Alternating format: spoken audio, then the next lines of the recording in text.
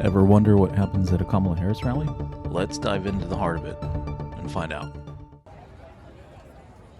So I didn't know what to expect at the rally. The line of people, though, it wrapped around the building, which was Shell Energy Stadium, and it went through a parking lot, weaving in and out as they set up barricades for everybody. And the line of people was out there even beyond cutoff time. And cutoff time, I mean the time for when they would let people into the stadium for the start of the rally. So you can see here the zigzag pattern that everybody had to go through just to get in. Outside of the event, just in the parking lot area, there was this gentleman that was preaching and telling everybody about the evils of voting for the Democrat Party. Little did I know why he was so angry. This is about where he was positioned when I saw him. And this is why he was so angry.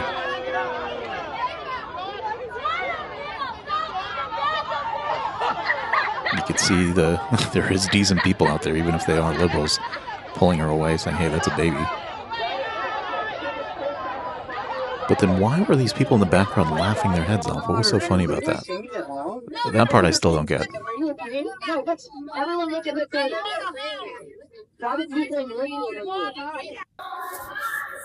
But once I got in, the hallways were pretty empty except for the bar here. And I was pretty confused about that, given the capacity of the stadium and the line outside. Kamala Harris will make sure not and then one more I found everybody. They told her not to. They won't let y'all go there. I'm Kamala Harris, and I approve this. They showed a lot of advertisements that are airing on local stations. You could see the stands in the background were absolutely full. The floor was packed, shoulder to shoulder. I was looking for a spot. I'm about to go sit in one of these What chairs got here. me concerned is how did all of these people get here? I didn't realize so many people that were voting this way were just in Texas to begin with, that they would accumulate like this. And you could see in the background, vote reproductive freedom. That was the big point of the night. Yeah, I turned off the noise cancellation if you couldn't hear them at first. It should be good now. Yeah, that was the only topic spoke of the entire evening. They didn't bring up any other issues, nothing about inflation, nothing about all the foreign affairs that are going on. Oh, okay. Well, The aid for all of the wars and other conflicts happening overseas. This was it. And it makes you wonder, is this the only topic that they have, that they think they have an edge on? no problem, no problem. All right. So I'm still trying to find a spot to settle in.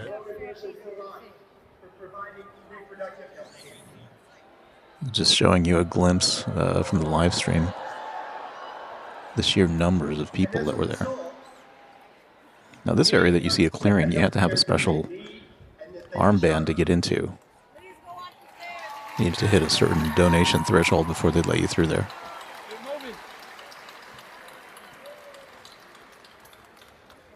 Crowd is crazy. So at this point, I finally found a spot just to the left of the stage. Willie Nelson came out. Unfortunately, his performance didn't record on my live stream. And then the moment that everybody was waiting for, Beyonce comes out.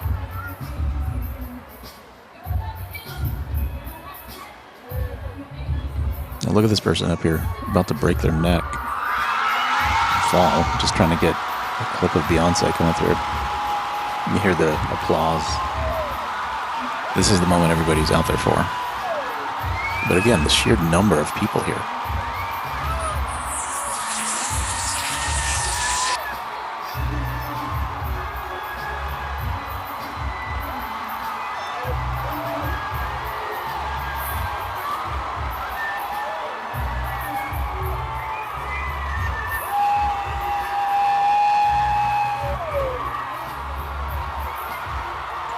I didn't know what to expect at this point, if she was actually going to sing or not, but she only gave maybe about a 4-minute speech, 5-minute max. I did see it was on TV, but it was not a very long speech at all. Again, just a glimpse of the sheer numbers of people out there.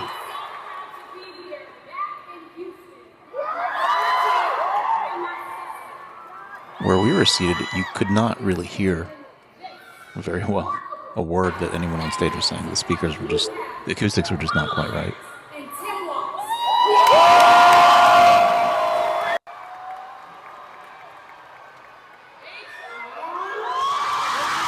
I have no idea what she said, but people seem to like it.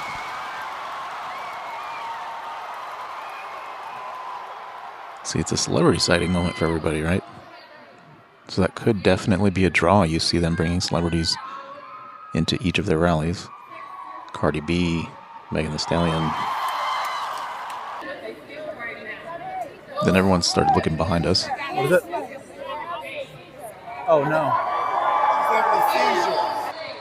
And just a quick glimpse of the teleprompter that everybody was using straight ahead. The text didn't seem large enough. I don't think I'd have been able to read it properly. Oh, here we go. And they introduced Harris. Beyonce introduced her.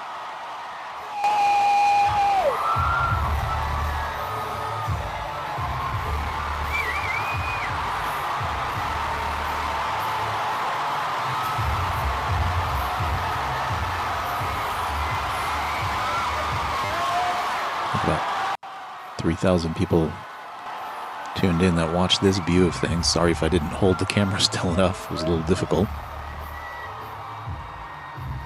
So they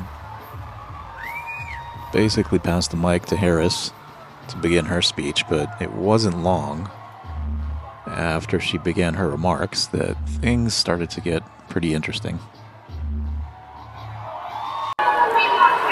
Oh, we had some Gaza protesters here. Look at that. Multiple So all kinds of stuff going on. Sorry, what's going on. This guy started scaring people. But the crowd response to him was really interesting. Watch this in a minute.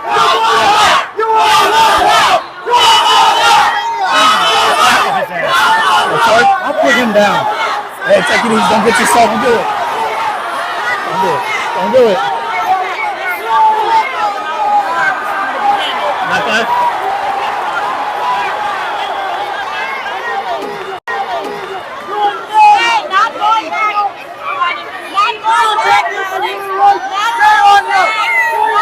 You want to leave? I felt that he would do that. Yeah. I felt it.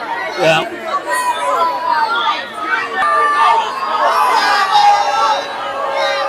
Oh, there they go. Oh, Secret Service got him. So he had that look. He was in trouble. It's like, don't get yourself mixed up, yeah, you know? Once I put my knee on his sternum and close his throat. So if you heard, I tried to encourage this Kamala supporter not to get violent because he was going to get locked up, especially with everybody around, all the Secret Service and so forth. You don't want to be doing that kind of stuff at a rally. But that didn't stop him from trying to tell me exactly what he wanted to do with that protester in graphic detail. So Kamala spoke for about 15-20 minutes, and it was literally the same speech in Michigan. But these guys are interesting here, going back and forth. Listen in as they talk about how this is a done deal. This election is in the bag for them. Man, I hope so. I hope it's gonna happen.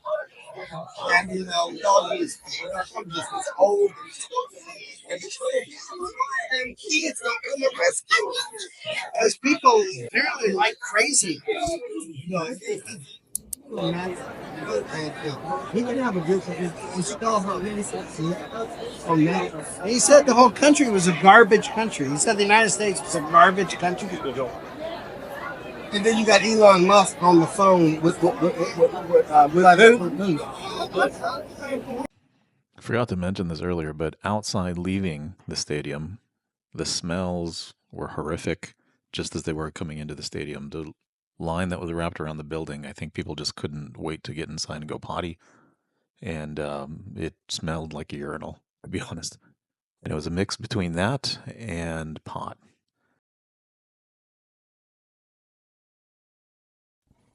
So some closing thoughts. It smelled bad. There were people there who were clearly down on their luck and looking for someone to blame. There was a bizarre sense of community, but not the kind that I want to be a part of, and I don't think it's actually the kind that the folks there want to be part of. They just don't realize it. They're just too busy fighting against the oppression that they don't realize is coming from the party that they're a part of.